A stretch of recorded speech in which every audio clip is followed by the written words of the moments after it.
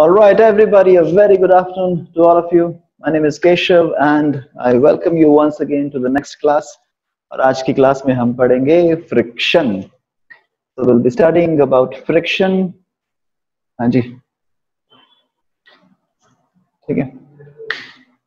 नहीं, सही है, सारा कुछ सही है, ठीक है जी. तो आज हम फ्रिक्शन पढ़ेंगे. कल की क्लास में भी हमने फ्रिक्शन पढ़ा था. कल हमने इंट्रोडक्शन किया था कि फ्रिक्शन होता क्या है. दो तरह की फ्रिक्शन होती है. एक तो वो फ्रिक्शन होती है कि जब बॉडी चल रही है उस टाइम पे एक फ्रिक्शन लगती है जिसको हम बोलते हैं काइनेटिक फ्रिक्शन. एक ऐसी फ्रिक्शन होती है जब बॉडी रुकी हुई होती है उस टाइम पे जो फ्रिक्शन होती है उसको हम बोलते हैं static friction, right. So these are the two types of frictions that we have: static friction and kinetic friction.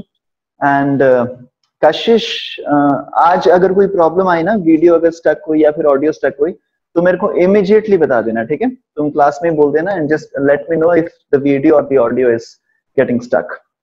Alright, तो अभी तक हमने बात की फ्रिक्शन की. सो फ्रिक्शन दो तरीके की होती है. एक तो जब बॉडी खड़ी होती है उस टाइम पे भी एक फ्रिक्शन लग रहा होता है. खड़ी होती है मतलब या तो रेस्ट पे उसको चलाने की कोशिश ही नहीं की जा रही, या फिर चलाने की कोशिश की जा रही है लेकिन बॉडी हिल नहीं पा रही है क्योंकि बॉडी बहुत ज्यादा भारी है. तो इस टाइम पे जो फ्रिक्शन लगती है that is called the static friction. और एक फ्रिक्शन होती है जो तब लगती है when the body is in motion. इस तरह की फ्रिक्शन को हम बोलते हैं kinetic friction. Okay, so this type of friction is called kinetic friction. कल हमने कुछ क्वेश्चंस किए फ्रिक्शन के, बहुत ही सिंपल से क्वेश्चंस किए. हमने देखा कि जैसे एक बॉडी है, जैसे एक ग्राउंड है, ग्राउंड पे एक बॉडी पड़ी है, इसका कुछ मास है m और इसको खींचा जा रहा है राइट साइड पे विद द फोर्स F. तो मैंने देखा इसमें फ्रिक्शन की वैल्यू क्या आएगी, ग्राउंड इस पे एक फ्रिक्शन की वैल्यू लगाएगा and this friction will be equal to mu times mg. Actually में होता क्या है, this is mu times normal reaction और यहाँ पे मैंने बोल दिया इसको म्यू टाइम्स mg. और ये म्यू क्या है, म्यू वो वैल्यू है जो दो सरफेसेस के बीच में कांस्टेंट ऑफ फ्रिक्शन होता है, ठीक है? और इसी तरीके से मैंने अलग अलग क्वेश्चंस किए कल कि अगर यहाँ पे एक ऑब्जेक्ट है उसको ऐसे खींचा जा रहा है किसी फोर्स पे. अब इसको जब फोर्स पे खींचा जाएगा at a certain angle theta, तो इसका जो फ्री बॉडी डायग्राम, मान लो यहाँ पे भी कांस्टेंट ऑफ फ्रिक्शन म्यू है, तो इसका जब मैं फ्री बॉडी डायग्राम बनाऊंगा तो नीचे एक फोर्स लगेगी mg और राइट साइड पे एक फोर्स लगेगी that will B f cos theta और ऊपर एक फोर्स लगेगी that will B f sin theta. तो ऊपर एक नॉर्मल रिएक्शन होगा, लेफ्ट साइड पे फ्रिक्शन फोर्स होगी. ओके, मैं जल्दी टपा रहा हूँ क्योंकि तुमने ये कल किया हुआ है सारा कुछ, ठीक है? तो यहाँ पे मेरे को नॉर्मल रिएक्शन निकालना पड़ेगा. This normal reaction would be equal to mg minus f sin theta. Normal reaction is equal to mg minus f sin theta. वहां से तुम्हारा नॉर्मल रिएक्शन निकल के आ जाएगा and friction is equal to mu times normal reaction. Normal reaction तुमने already निकाल रखा है और तुम फ्रिक्शन की वैल्यू यहाँ से निकाल लोगे. यस, तो और एक और केस हो सकता है कि मान लो तुम्हारा कोई बॉडी है यहाँ पे ऐसे, मास इज m और जो फोर्स लग रही है वो इस डायरेक्शन में लग रही है like this. So if this is the force तो इसके दो कंपोनेंट्स बन जाएंगे. एक ये वाला this will B f cos theta, एक नीचे वाला this will B f sin theta. Now in this case यहाँ पे जो तुम्हारा नॉर्मल रिएक्शन आएगा वो दोनों वैल्यूज ऐड हो जाएंगी, f sin theta plus mg. So your normal reaction will be f sin theta plus mg. Now because your normal reaction is more, तो इस केस में तुम्हारी फ्रिक्शन की वैल्यू भी ज्यादा आएगी. राइट साइड पे एक फोर्स लग रही है जो इसको आगे खींचेगी, तो फ्रिक्शन की फोर्स भी लेफ्ट साइड पे ज्यादा लगेगी. That friction will be equal to mu times normal reaction, ठीक है? ये सारी चीजें हमने कल की. आई होप तुमने रिवाइज कर लिया होगा. And Saik, can you please unmute your microphone?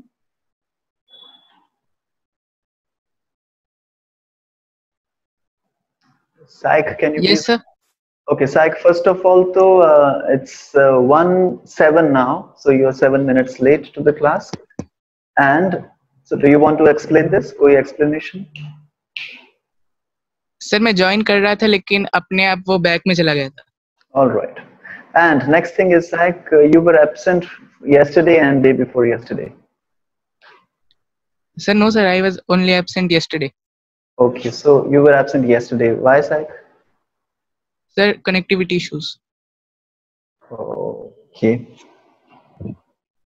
Okay. So, is your dad aware about this, that you did not join the class? Yes, sir. अच्छा, पता है ना उनको? Yes sir. Okay perfect. तो जब भी कोई कनेक्टिविटी इशू आएगा जस्ट मेरे को एक बार मैसेज ड्रॉप कर दिया करो व्हाट्सएप पे कि सर मैं ज्वाइन नहीं कर रहा क्योंकि ये वाली चीजें, ठीक है? Okay sir. So this is not a reward and punishment system. The only thing is now you are a student and it's my responsibility कि तुम्हारी पढ़ाई सही चल रही है या नहीं चल रही, ठीक है? तो अगर तुम कुछ और कर रहे हो तो मेरे को देखना पड़ेगा कि तुम सही लाइन में जा रहे हो या नहीं, ठीक है? सो ये हमने कल चीजें की फ्रिक्शन वाली, और ये हमने बेसिक चीजें की। साइक हो सकता है तुम्हें आज थोड़ा सा कम समझ में आए, अगर तुमने कल की क्लास अभी नहीं पढ़ी है तो हो सकता है आज थोड़ी सी तुम्हें समझने में प्रॉब्लम होगी। तो कल हमने किया कि जब बॉडी चल रही है तो उस टाइम पे फ्रिक्शन की वैल्यू कैसे हम कैलकुलेट करते हैं, म्यू टाइम्स mg। म्यू दो सरफेसेस के बीच में द कांस्टेंट ऑफ फ्रिक्शन होता है, और नॉर्मल रिएक्शन तुम्हें पता ही है क्या होता है, हमने बहुत सारी बातें की नॉर्मल रिएक्शन के बारे में। आज हम बात करेंगे जब बॉडी अभी चली नहीं है, अभी चलना स्टार्ट ही नहीं किया, तो उस टाइम पे फ्रिक्शन की वैल्यू क्या होगी। और इसका हमने थोड़ा सा ऑलरेडी पिछली क्लासेस में हिंट लिया कि मान लो यहाँ पे एक हाथी खड़ा है, ठीक है, एक 10,000 किलो का एक बड़ा सा एक वेट पड़ा है, उसको मैंने हिलाने की कोशिश की, ऐसे प्यार से मैंने थोड़ी सी फोर्स लगाई 2 न्यूटन की, वो नहीं हिलेगा, है ना, वो अपोज करेगा, वो क्योंकि बॉडी चलनी नहीं चाहती, क्योंकि सरफेस रफ है, तुम समझ रहे हो, सरफेस रफ है, उसकी वजह से there will be some friction which is trying to oppose the motion, और वो जब मोशन अपोज करने की कोशिश की जाएगी तो 2 न्यूटन की तुमने फोर्स लगाई, 2 ही न्यूटन की फोर्स वो लगा देगा, ठीक है, वो भी 2 न्यूटन की फोर्स लगाएगा। ध्यान रखना इसको, वो 5 न्यूटन की फोर्स नहीं वापस लगा सकता, क्योंकि मान लो ये अगर ऑब्जेक्ट है, मैंने इस पे यहां से फोर्स लगा दी 1 न्यूटन, तो ये जो ग्राउंड है, because there are tentacles like this, यहाँ पे टेंटिकल्स हैं, तो ये ग्राउंड वापस एक फोर्स लगाएगा 1 न्यूटन की, जितनी फोर्स तुम लगाने की कोशिश करोगे उतनी फोर्स ग्राउंड लगाएगा 1 न्यूटन। लेकिन मैं ये नहीं बोल सकता कि ग्राउंड ने पहले ही 5 न्यूटन फोर्स लगा दी, अब तुम धीरे धीरे फोर्स बढ़ाओगे, तुमने 1 न्यूटन लगाई, ग्राउंड ने भी 1 न्यूटन लगाया, मोशन नहीं होगा, अभी 0। तुमने 2 न्यूटन लगाई, ग्राउंड ने भी 2 न्यूटन लगाई, तुमने 3 न्यूटन लगाई, ग्राउंड ने भी 3 न्यूटन लगाई, तो धीरे धीरे ग्राउंड फोर्स अपनी बढ़ाता जाएगा जब तक उस लिमिट पे नहीं पहुंच जाते तुम, that is the maximum limit of friction, कि जब उस वैल्यू पे नहीं पहुंच जाते कि इससे ज्यादा फ्रिक्शन ग्राउंड नहीं लगा सकता, तब तक तुम्हारा ऑब्जेक्ट मूव नहीं करेगा, और ये भी फोर्स अपनी बढ़ती जाएगी फ्रिक्शन के, तुम्हारी फोर्स अप्लाइड के हिसाब से, ठीक है। अब मान लो कोई ऑब्जेक्ट पड़ा है यहाँ पे, और the maximum value of friction that the ground can provide is 100 Newton. 100 Newton friction इसके मास के हिसाब से, इसका मास भी डिपेंड करेगा ना, मास और सरफेस के हिसाब से, म्यू इसका कांस्टेंट ऑफ फ्रिक्शन है, सरफेसेस और मास के हिसाब से मान लो 100 न्यूटन फ्रिक्शन ये मैक्सिमम प्रोवाइड कर सकता है। मैंने इसको धक्का मारा आके 5 न्यूटन से, तो इसने मेरे को वापस फ्रिक्शन दी 5 न्यूटन। मैंने 20 न्यूटन से धक्का मारा, इसने भी वापस 20 न्यूटन। मैंने 80 न्यूटन से धक्का मारा, उसने भी वापस 80 न्यूटन से। मैंने 100 न्यूटन से धक्का मारा, वो भी मेरे को वापस 100 न्यूटन से धक्का मारेगा। अभी तक वो मूव नहीं करेगा, 100 से 100 कट जाएगा, मूव नहीं करेगा। फिर मैंने 101 Newton, I pushed this block with 101 Newton. उस टाइम पे ये मैक्सिमम वैल्यू इसकी फ्रिक्शन की आ चुकी है, अब इससे ज्यादा फ्रिक्शन नहीं आएगी, ये लेफ्ट पे लगाएगा 100 न्यूटन। तो मेरे वाली फोर्स ज्यादा है, तो ये बॉडी मूव करना स्टार्ट कर देगी, ठीक है। तो जब तक ऑब्जेक्ट चलता नहीं है, तो वो जितनी फ्रिक्शन ग्राउंड उस पर अप्लाई करता है, वो डिपेंड करता है कि तुमने कितनी फोर्स उस पर लगाई है। तो तुम मेरे को एक क्वेश्चन पूछ सकते हो कि सर ऐसे बार बार अर्थ इतना मेहनत क्यों कर रही है कि पहले 5 न्यूटन, 10 न्यूटन, 20 न्यूटन, जो उसकी मैक्सिमम वैल्यू है 100 न्यूटन फोर्स फ्रिक्शन की, सीधा सीधा वही लगा देना कि मैंने 5 न्यूटन फोर्स लगाई, वो सीधा सीधा 100 न्यूटन ही फोर्स लगा दे, 5 को कैंसिल ही करना है। ऐसे धीरे धीरे फ्रिक्शन की क्यों वैल्यू बढ़ रही है? तो इससे प्रॉब्लम क्या होगी कि मान लो एक यहाँ पे ऑब्जेक्ट है, maximum value of friction is 100 Newton, मैंने यहाँ पे फोर्स लगाई 5 न्यूटन।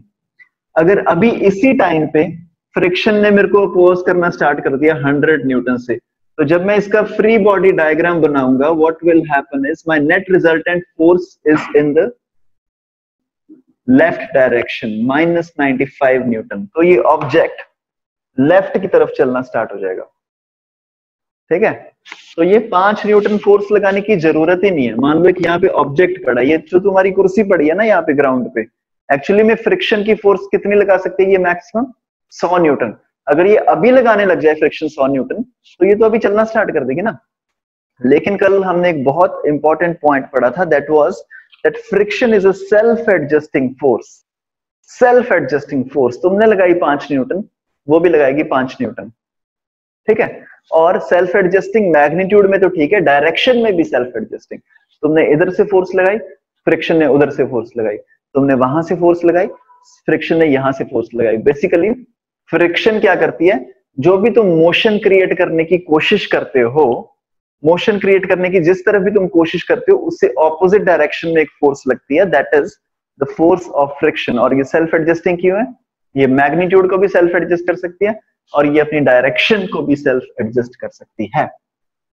ओके, नाउ एक लाइव एग्जांपल लेते हैं, ठीक है।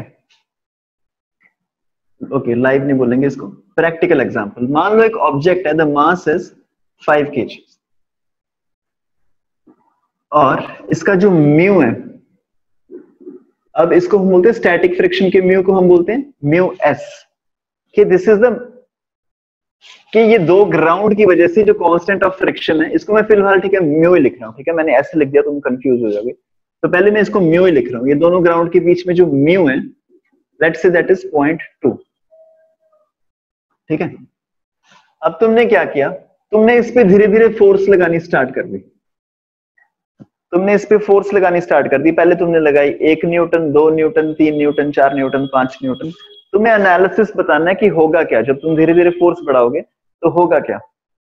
तो सबसे पहले तो मैं वो वैल्यू कैलकुलेट कर लूं, the maximum value of friction जो ये ग्राउंड प्रोवाइड करेगा इसको, according to the weight and mu.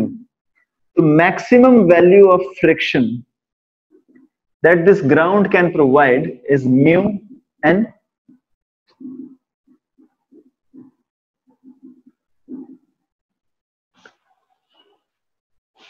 Correct, मतलब फ्रिक्शन जो है ज्यादा से ज्यादा 10 न्यूटन हो सकती है, ठीक है। अब तुम सोचो, अब तुम्हें ग्राफ बनाना है, ओके। अगर तुम्हें मान लो एक ग्राफ बनाना है कि force applied, this is the force applied, ये तुम पहले 1 न्यूटन फोर्स लगाओगे, 2 Newton, 3 Newton, 4 Newton, 5 Newton, 6 Newton, 7 Newton, 8, 9, 10, 11, 12, 13, like this, ठीक है। ऐसे तुम्हारी फोर्स अप्लाइड है, तुम अपनी फोर्स अप्लाइड को धीरे धीरे बढ़ाते जाओगे, और जैसे ही तुम फोर्स बढ़ाते जाओगे, उधर से ये फ्रिक्शन की वैल्यू, फ्रिक्शन की वैल्यू, हमें इसको देखना है फ्रिक्शन की वैल्यू कैसे कैसे चेंज होगी। तो जब तुमने 1 न्यूटन फोर्स लगाई यहां से, तो फ्रिक्शन कितनी फोर्स लगाएगी वहां से, 1 न्यूटन, ठीक है, काउंटर अटैक करने के लिए। तो तुमने यहां से 1 न्यूटन लगाई, फ्रिक्शन ने भी लगाया 1 न्यूटन। तुमने 2 न्यूटन लगाया, फ्रिक्शन ने भी 2 न्यूटन लगाया। तुमने 3 न्यूटन लगाया, फ्रिक्शन ने भी 3 न्यूटन। तुमने 4 न्यूटन, फ्रिक्शन ने भी 4 न्यूटन। ऐसा ये कहानी कब तक चलेगी, 10 न्यूटन तक। जब तक तुम 10 न्यूटन फोर्स नहीं लगा देते, तो 10 न्यूटन तक ये सेम ऐसे सिनेरियो चलेगा कि जितनी तुमने फोर्स लगाई उतनी फ्रिक्शन ने फोर्स लगाई। लेकिन 10 न्यूटन के बाद क्या होगा, ये जो फ्रिक्शन वाली फोर्स है ये कांस्टेंट हो जाएगी, क्योंकि फ्रिक्शन इससे ज्यादा फोर्स नहीं लगा सकती। तो 10 न्यूटन के बाद तुम्हारी फोर्स तो बढ़ जाएगी और फ्रिक्शन की फोर्स उतनी रहेगी, क्योंकि फ्रिक्शन की एक लिमिट है, इससे ज्यादा फ्रिक्शन फोर्स नहीं लगा सकती। तो पहले फ्रिक्शन वाली फोर्स ऊपर जाएगी, ऊपर जाएगी, ऊपर जाएगी, and then after a certain point friction वाली force will be constant and the force applied is more than the friction force. और इस केस में क्या होगा, your object will start moving. Okay, सबसे पहले तो तुम्हें एनालिसिस ये समझ में आ गया होगा, ठीक है। तो ओके, अगर तुम्हें ये नोट करना है इसको, अब अभी इसको नोट डाउन मत करना, ठीक है। ये ग्राफ अभी बनाना मत, क्योंकि ये ग्राफ थोड़ा सा गलत है। हम अभी डिस्कस करेंगे आगे 5-10 मिनट में। ये ग्राफ अभी थोड़ा सा गलत है, इसको बनाना मत अभी ग्राफ को, ठीक है। ऐसे नहीं बनता ये, इसमें एक और चीज ऐड होगी, तब बाद में बनाना। लेकिन मैं उससे पहले तुम्हें एक क्वेश्चन देना चाहता हूँ फ्रिक्शन के ऊपर, स्टैटिक फ्रिक्शन के ऊपर। Let's say I have a ground, यहां पे एक मास पड़ा है 6 किलो का, ठीक है। यहां पे तुम इस पे फोर्स लगा रहे हो 5 न्यूटन, और इसका जो म्यू है that is 0.5। You have to find the force of friction force of friction applied by ground on the block. Force of friction applied by the ground on the block.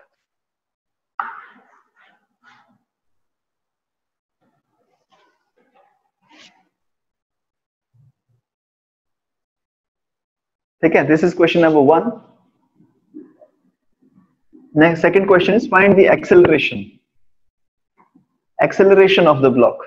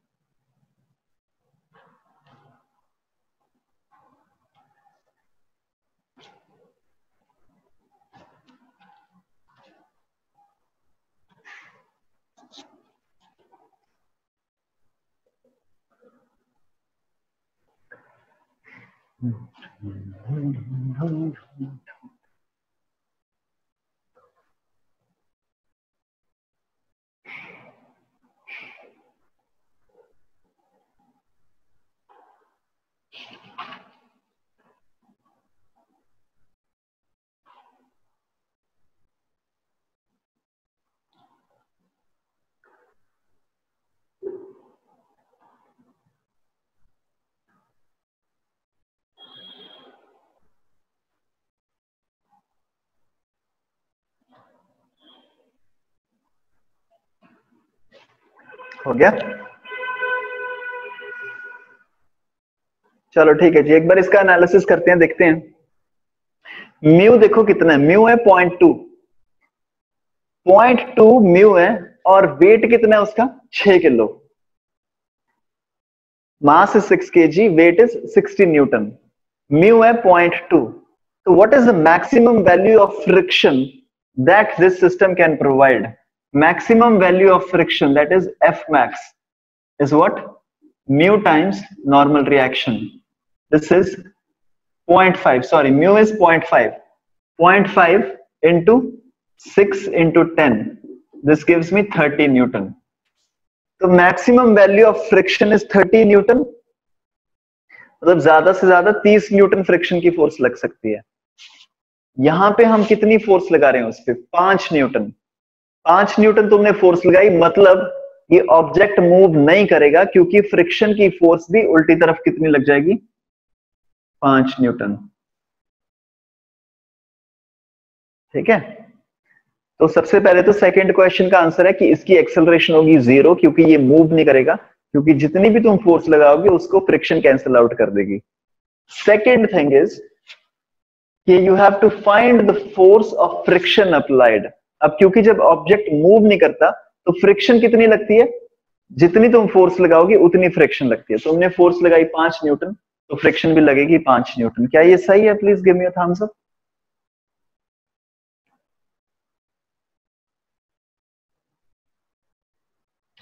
या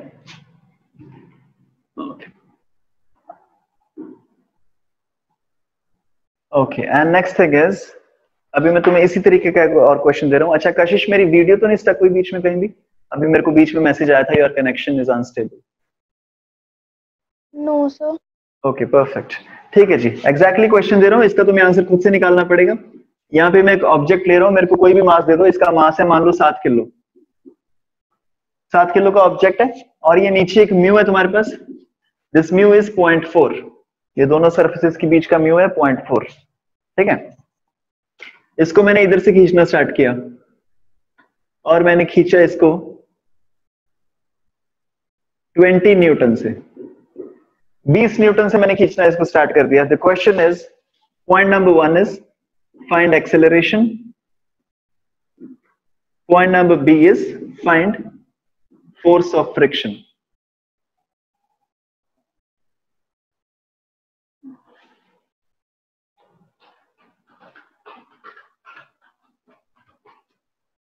acceleration और frictional force.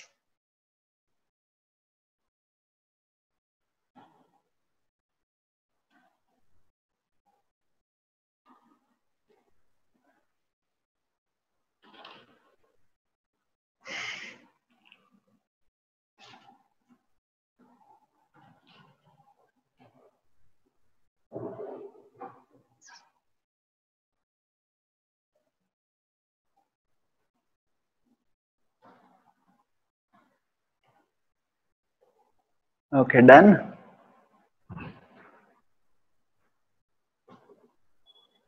Okay, so the mass is 7 kg. सबसे पहले तुम निकालो what is the maximum value of friction that the system can provide you. So the maximum friction is mu times normal reaction.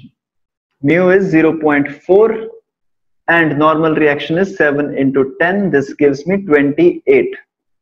मतलब ज्यादा से ज्यादा friction 28 Newton ये तुम्हें प्रोवाइड करेगा. तुम फोर्स कितने लगा रहे हो? 20 न्यूटन. तो तुम अगर 20 न्यूटन फोर्स लगा रहे हो, मैक्सिमम 28 न्यूटन फ्रिक्शन है, मतलब तुम्हारा ये ऑब्जेक्ट मूव करेगा नहीं. तुम्हारी एक्सेलरेशन कितनी आ जाएगी? 0. Your acceleration will be equal to 0. और फ्रिक्शन की वैल्यू कितनी है? नॉट 28. अगर तुम यहाँ पे 28 लिख दोगे तो ये गलत हो जाएगा. फ्रिक्शन की वैल्यू है 20, क्योंकि अभी ऑब्जेक्ट ने मूव करना स्टार्ट नहीं किया. तो फ्रिक्शन की वैल्यू इज 20 लेफ्ट साइड पे. ये तो हमने मैक्सिमम निकाला है, ज्यादा से ज्यादा 28 हमें मिल सकती है. अगर यहाँ पे इसको खींचा जा रहा होता 100 न्यूटन की फोर्स से, अगर इसको 100 न्यूटन की फोर्स के साथ खींचा जा रहा होता तो फ्रिक्शन की वैल्यू कितनी आती? अब ये आती मैक्सिमम 28, क्योंकि अब ये बॉडी मैक्सिमम फ्रिक्शन प्रोवाइड कर देगी 28 न्यूटन. और उसके हिसाब से तुम एक्सेलरेशन निकालोगे. इसकी एक्सेलरेशन तुम कैसे निकालोगे? Net force upon mass. Okay, इस तरीके से तुम फिर एक्सेलरेशन निकालते अगर 100 न्यूटन की फोर्स लग रही होती. लेकिन अगर 10 न्यूटन की फोर्स लग रही है और मैक्सिमम फ्रिक्शन 28 न्यूटन है, तो मतलब फिलहाल फ्रिक्शन कितना लग रहा है? 10 न्यूटन. क्या ये सही था? Please give me a thumbs up. Confuse तो नहीं हो रहे हो ना कि फ्रिक्शन कैसे लग रही है? ठीक है. तो अब हमने बेसिकली दो चीजें पढ़ी. फिलहाल हमने दो तरह की फ्रिक्शन पढ़ी. One is the static friction and one is the kinetic friction. जब बॉडी रेस्ट पे होती है उस टाइम पे जो फ्रिक्शन लग रहा होता है दैट इज स्टैटिक फ्रिक्शन. जब बॉडी मोशन में होती है उस टाइम पे जो फ्रिक्शन होता है दैट इज काइनेटिक फ्रिक्शन. अब मान लो एक बॉडी क्या है किसी सरफेस पे, the maximum friction that it can provide me is 10 Newton. तो मान लो वो 10 न्यूटन मैक्सिमम प्रोवाइड करेगा. तो होगा क्या? इसका मैं ग्राफ बना रहा हूं. यहां पे है फोर्स अप्लाइड, यहां पे है फ्रिक्शन. तो पहले तो दिस इज 2 4 6 8 10. This is 2 4 6 8 10. तो जब तुमने 2 न्यूटन फोर्स लगाई फ्रिक्शन भी लगेगी 2 न्यूटन. जब तुमने 4 न्यूटन फोर्स लगाई फ्रिक्शन भी 4 न्यूटन. तो ये 10 10 तक तो ऐसे ही जाएगा. तुमने 10 न्यूटन फोर्स लगाई फ्रिक्शन भी लगाएगी 10 न्यूटन. यहां तक तो ये पहुंच गया. उसके बाद this graph is gonna go like this. तुमने 11 न्यूटन फोर्स लगाई, ये 10 ही रहेगा. तुमने 12 लगाई, 13 लगाई, 14 लगाई, ये force of friction remains the same, that is 10 Newton. Okay, ये हमने इसकी अभी अभी बात की. और इस टाइम पे till this time when force is less than 10 newton, this is called, this whole area is called, यहां पे कौन सी फ्रिक्शन एक्ट कर रही थी? Static friction. इस केस में जब तुम्हारी इतनी फोर्स लग रही थी 10 न्यूटन तक, यहां तक कौन सी फोर्स एक्ट कर रही थी? Static friction. लेकिन 10 न्यूटन के बाद the force acting will be kinetic friction. Force acting will be normal force, लेकिन इसके बाद ये जो फ्रिक्शन की वैल्यू है this is the kinetic friction. ठीक है, तो पहले तुम्हारी स्टैटिक फ्रिक्शन लगेगी, फिर उसके बाद काइनेटिक फ्रिक्शन लगेगी. ओके, तो अब जो मैं तुम्हें बोलने जा रहा हूं उसको बहुत ही ध्यान से सुनना. इसमें बहुत सारे बच्चे कंफ्यूज होते हैं. जब बॉडी रुकी होती है उसको हम बोलते हैं स्टैटिक फ्रिक्शन एक्ट कर रही है. जब बॉडी चल रही होती है उसको हम बोलते हैं काइनेटिक फ्रिक्शन एक्ट कर रही है. Just the point when the body starts to move, just the point, वहां पे हम बोलते हैं this is the limiting friction.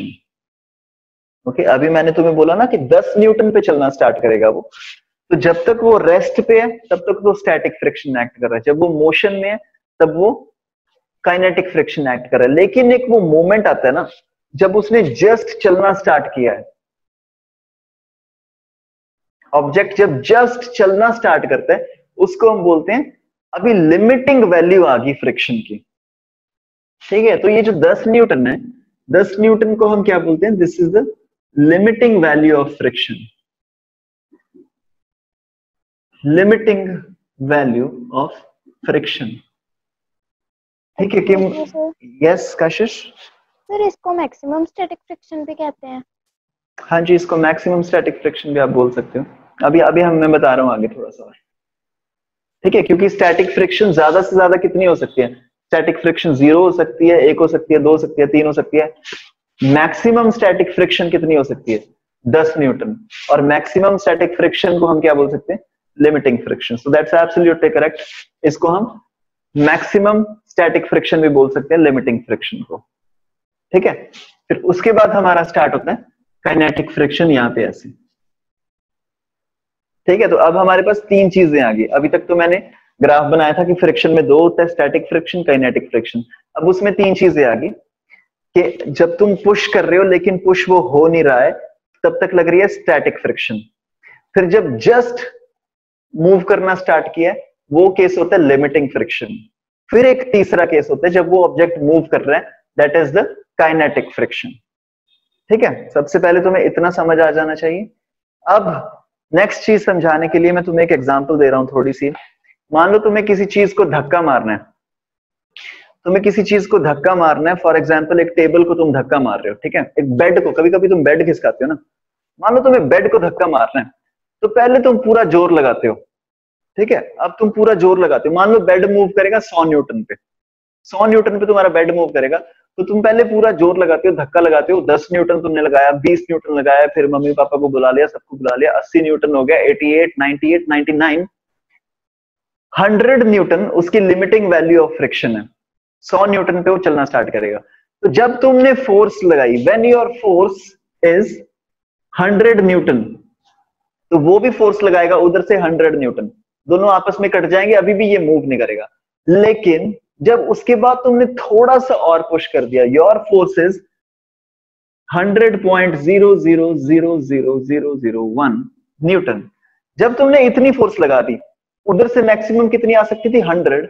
उस टाइम पे ये मूव करना स्टार्ट करेगा। और अब I want you to feel this, जब तुम बेड को धक्का लगाते हो, पहले तो वो मूव नहीं करता, तुम पूरा जोर लगाते रहते हो, लेकिन एक बार जब थोड़ा सा हिल जाता है, एक बार जैसी थोड़ा सा हिल गया, फिर वो भागता रहता है। क्या ये चीज तुमने फील किया? जब भी तुम किसी चीज को धक्का मारते हो, can you please give me a thumbs up if you have felt this? जब भी तुम धक्का मारते हो किसी चीज को, जब तक वो नहीं हिलता तब तक तो नहीं हिलता, तब तक तो बड़ा जोर लगता है, ठीक है। उसके बाद एक बार जब चलना स्टार्ट हो गया, फिर उसको चलाना इजी हो जाता है, ऐसा लगता है कि हाँ यार अब तो चल पड़ा, लोग बोलते हैं ना हाँ जी अब तो चल पड़ा, अब तो जाएगा, ठीक है। और तुम धक्का मार के थोड़ा सा रुक गए, फिर वो वहां पे रुका रहता है आराम से। फिर उसको स्टार्ट करने के लिए ज्यादा जोर लगाना पड़ता है कि भाई आओ सब लोग आ जाओ कि अभी इसको स्टार्ट करना है। लेकिन जैसे स्टार्ट हो गया, उसके बाद तुम छोड़ दो, है ना। तुमने देखा जब लोग ऐसे गाड़ी को धक्का लगाते हैं, ठीक है, कई बार गाड़ी रुक जाती है वहां पे, तो पहले 5-6 लोग आ जाते हैं, ठीक है, 5-6 लोग पीछे से धक्का लगा रहे हैं, पूरा अपना जोर वोर लगा रहे हैं, वो चल नहीं रही है। फिर ऐसे एकदम से जब गाड़ी चलनी स्टार्ट होती है, फिर तुम नोटिस करना कि पीछे वाले 2-3 बंदे पीछे छूट गए, है ना, उसको 1-2 बंदे ही आगे लेके जा रहे हैं। हाँ, तो मतलब जोर कब लगता है? जब उसको जस्ट स्टार्ट करना होता है। इसका मतलब क्या है कि ये जो ऑब्जेक्ट तुम्हें 100 न्यूटन की फोर्स के साथ अपोज कर रहा था, फ्रिक्शनल फोर्स लगा के, जो ऑब्जेक्ट बोल रहा था कि मैं 100 न्यूटन पे चलूंगा, 100 से कम पे नहीं चलूंगा, तो तुमने 100 न्यूटन की फोर्स दी उसको, मोर देन 100, 100.00001। जब तुमने इतनी फोर्स दी उसको, एक बार वो चलना स्टार्ट हो गया, तो उसके बाद वो थोड़ी सी फ्रिक्शन कम कर देते हैं अपनी।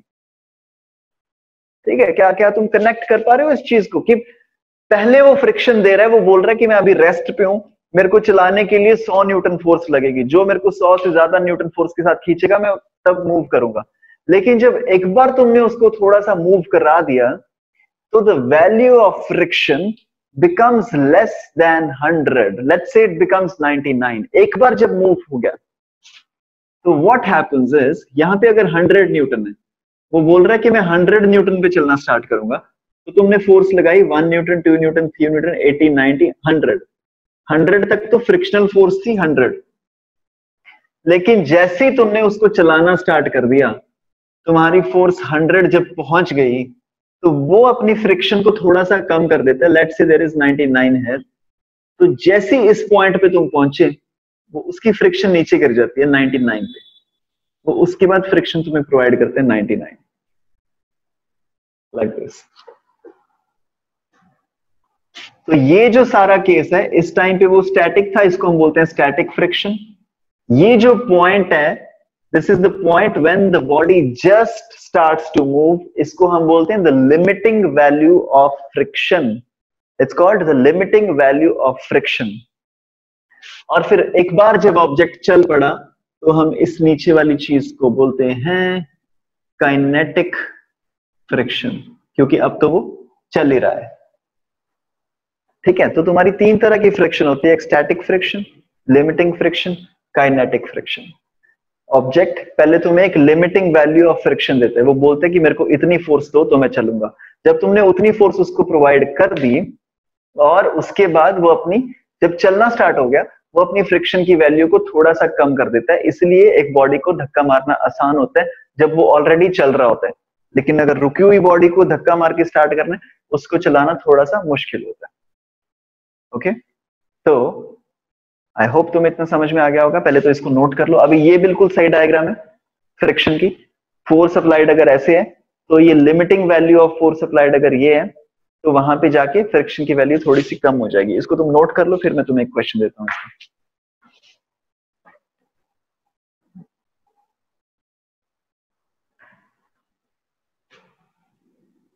ठीक है,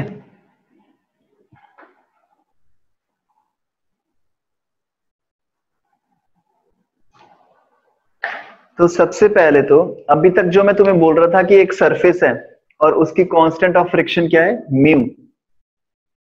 अब सबसे पहले मेरे को इसके दो पार्ट करने पड़ेंगे। ठीक है, अब मैं तुम्हें सीधा नहीं बोल सकता म्यू। तुम बोलोगे सर कौन सा वाला म्यू? ये हमारा ग्राफ था ना, ऐसे जाके ऐसे जा रहा था। क्या अगर म्यू की वैल्यू फिक्स्ड है तो कौन सा वाला म्यू, ये वाला म्यू कि ये वाला म्यू? तो अब मेरे को तुम्हें दो म्यू देने पड़ेंगे। पहला म्यू होगा जब बॉडी चल रही होगी, that time the constant of friction is mu के। जब बॉडी रुकी हुई है, स्टैटिक है बॉडी, उस टाइम पे the constant of friction is mu S. Static friction of mu and then kinetic friction. ठीक है, अब हम एक सिनेरियो समझते हैं। मान लो एक सरफेस है और उस पर एक ब्लॉक पड़ा है और वहां पे जो म्यू एस तुम्हें दे रखे हैं, म्यू एस तुम्हें दे रखे हैं, दैट इज 0.3। जो म्यू के तुम्हें दे रखा है वो थोड़ा सा कम होगा, इससे फ्रिक्शन कम हो जाती है ना। Let's say this is 0.2, this is mu के, दिस इज म्यू एस। एक तुम्हारे पास ग्राउंड है, उसके ऊपर ये ऑब्जेक्ट पड़ा है 10 किलो का। 10 किलो का ऑब्जेक्ट पड़ा है, द मास इज 10 kg। ये इसकी म्यू की वैल्यू है, म्यू एस और म्यू के।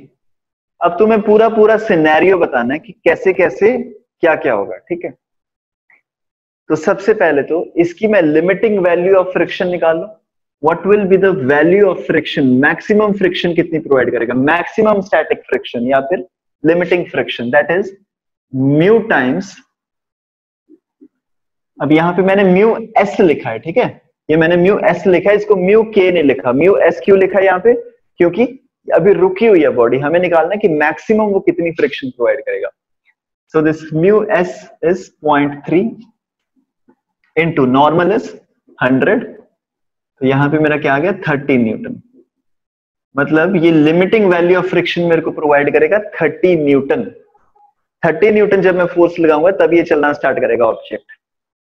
लेकिन जब 30 न्यूटन फोर्स मैंने लगा दी तो एक बार जब बॉडी चलने लगे उस टाइम पे कितनी फोर्स ऑफ फ्रिक्शन आएगी? तो that will be mu K into normal reaction, that is 0.2 into 100 is equal to 20 Newton.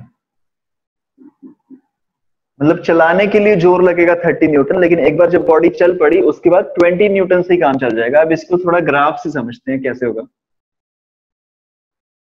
तुमने फोर्स लगाई 0, फोर्स ऑफ फ्रिक्शन 0। तुमने लगाई 5, फोर्स ऑफ फ्रिक्शन 5। तुमने लगाई 10, फोर्स ऑफ फ्रिक्शन 10।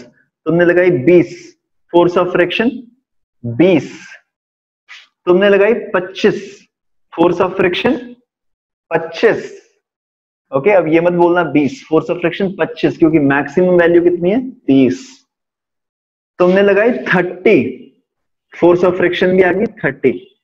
अब तुमने फोर्स लगाई 30, फोर्स ऑफ फ्रिक्शन भी आ गई 30। उसके बाद इसके बाद से जब तुम फोर्स बढ़ाओगे, now when the body has started to move, यहाँ पे the body will start to move and from this point onwards the force of friction will reduce to kinetic friction and kinetic friction is 20 newton. ये है तुम्हारा 20। तो इसके बाद ये force of friction यहाँ पे ऐसे गिर जाएगी, then this graph will go on like this. ये जो पॉइंट है, this point, it's the limiting friction की वैल्यू, और ये है जो काइनेटिक फ्रिक्शन, ये है static friction. Please give me a thumbs up if it's clear. ठीक है, बहुत सारे बच्चे इसमें कंफ्यूज होते हैं और उनको वो एंड तक समझ में नहीं आता। तो अब मैं तुम्हें जस्ट एक सिंपल सी एग्जांपल दे रहा हूं, एक रियलिस्टिक एग्जांपल।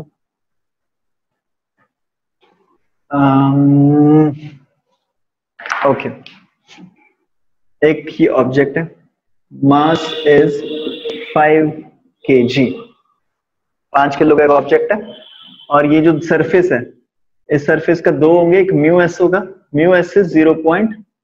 लेट्स से 5, ठीक है, म्यू के इज 0.6। सबसे पहले तो ये सारा सिचुएशन सही है, कुछ गलत तो नहीं लग रहा है इसमें?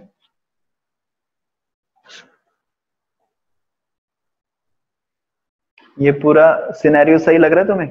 5 किलो का ब्लॉक है, म्यू एस से 0.5, म्यू के है 0.6।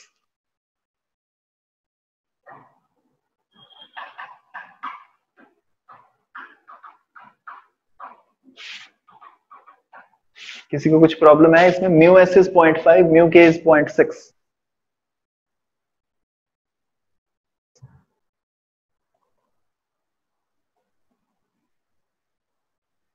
ओके, अब ध्यान से देखो ना यार, ये म्यू के है ना, ये काइनेटिक फ्रिक्शन है और ये लिमिटिंग वैल्यू ऑफ फ्रिक्शन है। तो जब काइनेटिक फ्रिक्शन होगी वो थोड़ी सी कम हो जाती है ना, जब टॉप मोस्ट पॉइंट पे तुम पहुंच जाते हो काइनेटिक फ्रिक्शन थोड़ी सी कम हो जाती है ना। तो काइनेटिक फ्रिक्शन की जो कांस्टेंट की वैल्यू होगी वो 0.5 से थोड़ा सा कम होगा। So this will be less than 0.5, so this has to be 0.4। Is it okay? Please give me a thumbs up. क्या ये सही है? ऐसे होगा ना, पहले 0.6 जब था वो गलत था, तो पहले वाले केस में क्या होता कि भाई तुमने मैक्सिमम वैल्यू की फोर्स लगा दी इतनी, अब जब मैक्सिमम जब चलने लग गया फ्रिक्शन और बढ़ गई, ऐसा तो नहीं होता ना। ठीक है, तो ये जो काइनेटिक कांस्टेंट है फ्रिक्शन का वो थोड़ा सा कम होगा तुम्हारे स्टैटिक कांस्टेंट से। ठीक है, तो ये सिनेरियो है। तो यहां पे तुमने फोर्स लगाई, लेट्स से तुमने इधर से फोर्स लगानी स्टार्ट कर दी, and that force is equal to 20 newton. अब तुमने 20 न्यूटन फोर्स लगाई, पहले हम सिनेरियो देखते हैं। 20 न्यूटन से बाद तुमने बढ़ाना स्टार्ट कर दिया, पहले तुमने 20 लगाई, 21 लगाई, 22 लगाई, 23 लगाई, ऐसे तुम बढ़ाते जा रहे हो फोर्स। हम पूरी अभी सिचुएशन समझते हैं। सबसे पहले तो तुम्हें देखना पड़ेगा what is the maximum value of friction that this system can oppose with. Friction की maximum value, this is mu times S into normal reaction, this is 0.5 into 5 into 10 which is equal to 25 Newton. मतलब this system can oppose the motion with 25 Newton.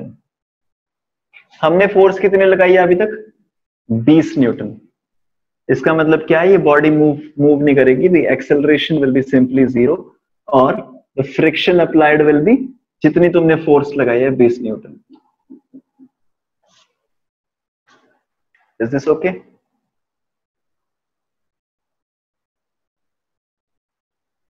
Okay? अब मान लो मैं यहां पे force थोड़ी सी बढ़ा दूं, मैं कर दूं 20 की जगह मैंने लगा दी 21 न्यूटन।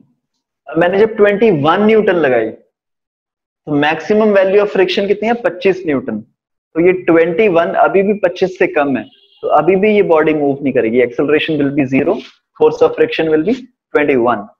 फिर मैंने 22 लगाई, 23 लगाई, 24 लगाई, 25 न्यूटन फोर्स जब मैंने लगाई यहां से, तो फ्रिक्शन भी कितनी लगी? 25 न्यूटन। अभी भी ये ऑब्जेक्ट मूव नहीं करेगा, फ्रिक्शन कितनी हो जाएगी? 25, acceleration will be still 0। Okay.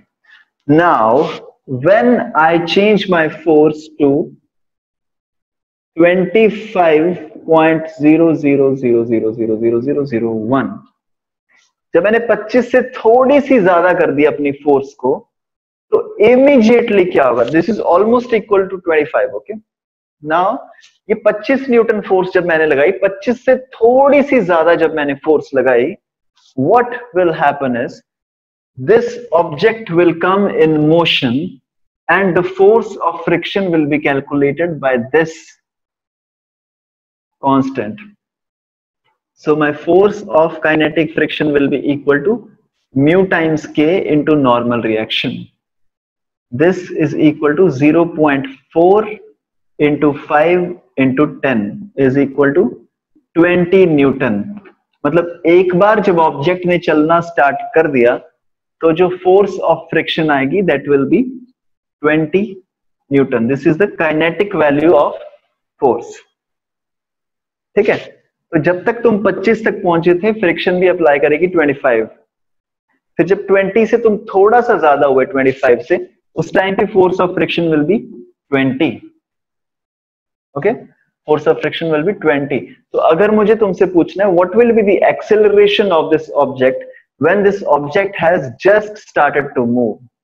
So when this object has just started to move का मतलब force applied is 25.000001. So when it has just started to move, force of friction is what? 20 Newton. Net force कितनी आ गई? 5.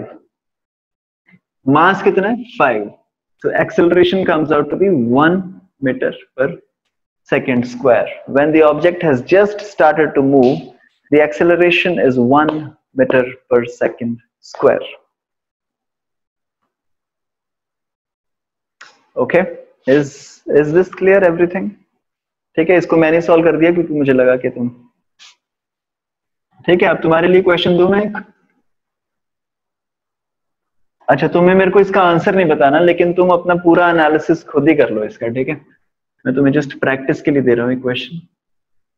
एक मास है, इसका wait है 10 kilo, 10 kg. Okay, यहां पे जो सरफेस है, इसका mu S is 0.4, mu K is 0.3. तुमने यहां से फोर्स लगानी स्टार्ट कर दी. लेट्स से तुमने शुरू से फोर्स लगानी स्टार्ट कर दी, 1 Newton, 2 Newton, 3 Newton, 4 Newton, 5 Newton, 6 Newton. तो बताओ, पूरा सिनेरियो बताओ. ठीक है, तुम अपना पूरा एनालिसिस कर लो और मेरे को पूरा एनालिसिस बता देना अनम्यूट करके माइक्रोफोन को, कि होगा क्या, ये कब मूव करेगा, और जब ये मूव करेगा उस टाइम पे एक्सेलरेशन कितनी होगी, और जब 50 न्यूटन फोर्स हो जाएगी उस टाइम पे एक्सेलरेशन कितनी होगी. You have to tell me the entire scenario. ठीक है, इसको देख लो क्या होगा इसमें.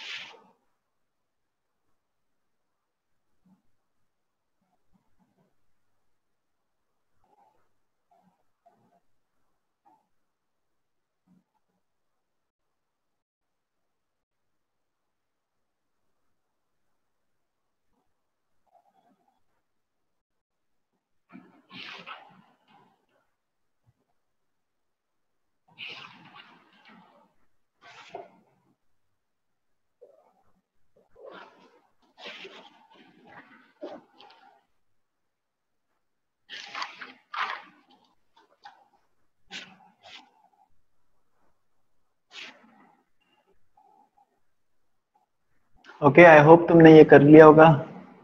सो first of all what is the value of limiting friction, ज्यादा से ज्यादा ये सिस्टम तुम्हें कितनी फ्रिक्शन प्रोवाइड करेगा ऑपोजिट मोशन में, that will be equal to 40 mu newton. 40 newton. Very good. तो ये ज्यादा से ज्यादा अपोजिशन कितनी करेगा, 40 न्यूटन की। तो 40 न्यूटन ये अपोज करेगा, मतलब तुम जब 0 न्यूटन फोर्स लगाओगे या 1 न्यूटन लगाओगे, 3 न्यूटन लगाओगे, 5 न्यूटन लगाओगे, 10 न्यूटन लगाओगे, ये 40 न्यूटन मैक्सिमम तक अपोज कर सकते हैं। तो इस टाइम पे फ्रिक्शन विल बी जितनी तुम फोर्स लगाओगे।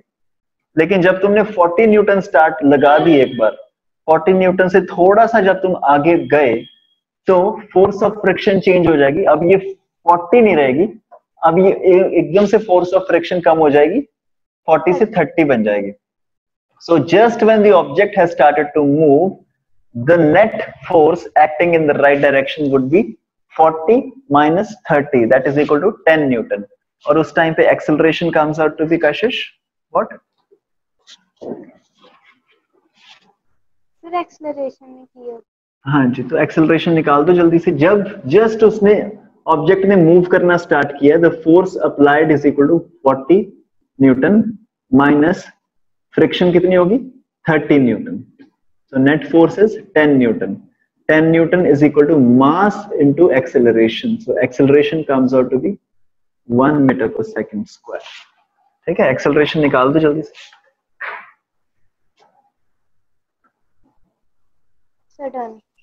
ओके, अब मैं तुम्हें एक क्वेश्चन दे रहा हूं। ये क्वेश्चन पूछा गया था IIT JEE में। ठीक है, मैंने अभी तुमसे कोई भी क्वेश्चन प्रैक्टिस नहीं करवाया ज्यादा, मैंने खुद ही बोले जा रहा हूँ, मैंने कॉन्सेप्ट समझा दिया। लेकिन अब हम सीधा क्वेश्चंस पे मूव कर रहा हूँ और मैं क्वेश्चन दे रहा हूँ तुम्हें, सीधा क्वेश्चन दे रहा हूँ IIT लेवल का। तो ये क्वेश्चन तुम्हारा पूछा गया था JEE, that is joint entrance examination. यहाँ पे है एक दीवार, यहाँ पे दीवार के साथ लगा हुआ है एक बॉक्स और इसका मास तुम लगा लो 1 kg।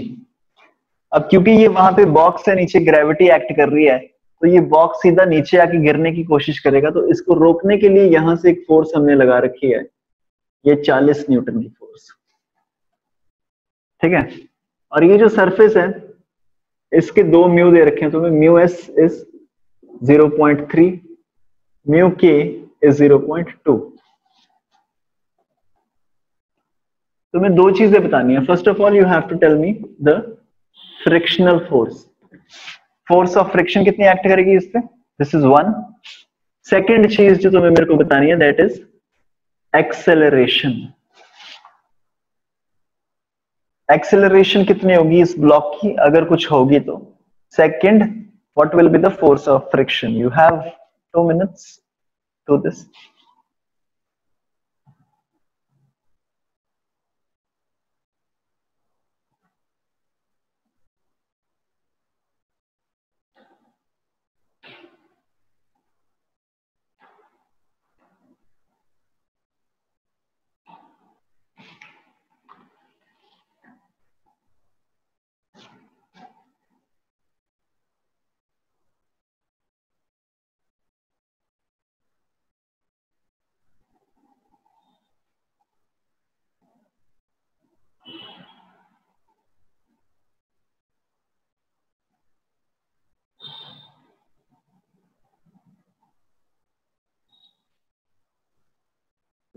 So force of friction 8 Newton.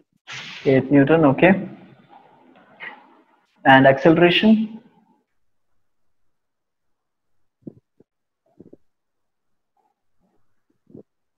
Sir 8.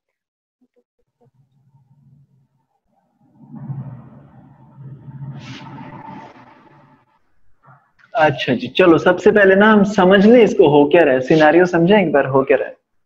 देखो ये ब्लॉक है और ब्लॉक पे तुम फोर्स लगा रहे हो इस डायरेक्शन में 40 न्यूटन, और ये ग्राउंड है, एक नॉर्मल रिएक्शन लगाएगा इस पे which will also be equal to 40 newton. ठीक है, अब और कौन सी फोर्स एक्ट कर रही है। अगर हम फ्रिक्शन की बात ही करें, फ्रिक्शन कौन सी डायरेक्शन में एक्ट कर रही है। यहाँ पे पहले दिन मैंने सीखा था ना कि friction always acts in a tangential position to the point of contact. यहाँ पे ये अगर पॉइंट ऑफ कांटेक्ट है तो फ्रिक्शन या तो इस डायरेक्शन में लगेगी या फिर फ्रिक्शन इस डायरेक्शन में लगेगी। तो यहाँ पे फोर्स कौन सी डायरेक्शन में लग रही है? नीचे वाली डायरेक्शन में। If you see there is an mg acting, इसको mg नीचे धक्का मारने की कोशिश कर रहा है, इसका मतलब friction acting will be in this direction. So friction acting will be in this direction. And what is the maximum value of friction? मतलब limiting friction कितनी होगी? This will be 0.3 into normal reaction कितना है? 40. So 0.3 into 40 that is 12 Newton. मतलब 12 Newton frictional force ये ground provide कर सकते हैं। ग्राउंड मतलब ये वॉल, ये जो वॉल बनी है ना साथ में, ये 12 न्यूटन फ्रिक्शनल फोर्स प्रोवाइड कर सकते हैं इस ब्लॉक को। और नीचे इस पे mg कितना लगेगा? mg कितना लगेगा? एक उसका मास है, mg is total 10 Newton. Maximum frictional force कितनी है? 12 न्यूटन। तो मतलब ये ऑब्जेक्ट नहीं मूव करेगा, ये ऑब्जेक्ट मूव नहीं करेगा। क्या ये चीज तुम्हें समझ में आई? मेरे को एक बार थम्स अप दे दो।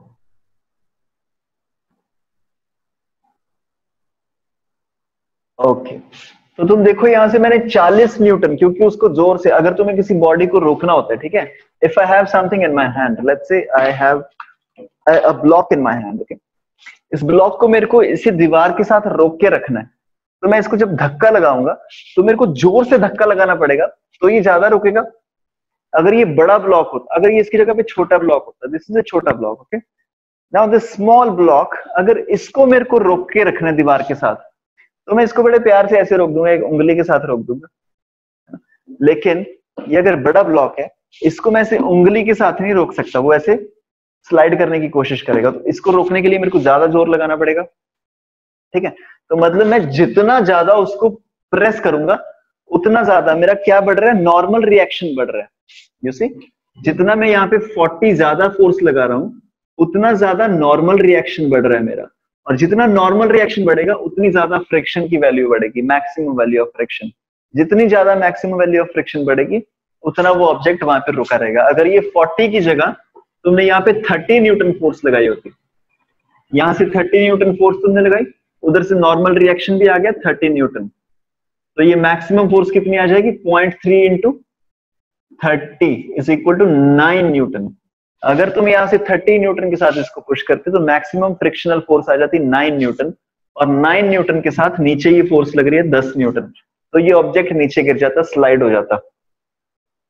ओके, तो अगर तुम वॉल के साथ किसी चीज को पुश कर रहे हो तो जितना ज्यादा तुम पुश करोगे उतना ज्यादा नॉर्मल रिएक्शन आएगा दूसरी तरफ से, और जितना ज्यादा दूसरी तरफ से नॉर्मल रिएक्शन आएगा उस हिसाब से यू कैलकुलेट कि फ्रिक्शनल फोर्स कितनी होगी, ठीक है।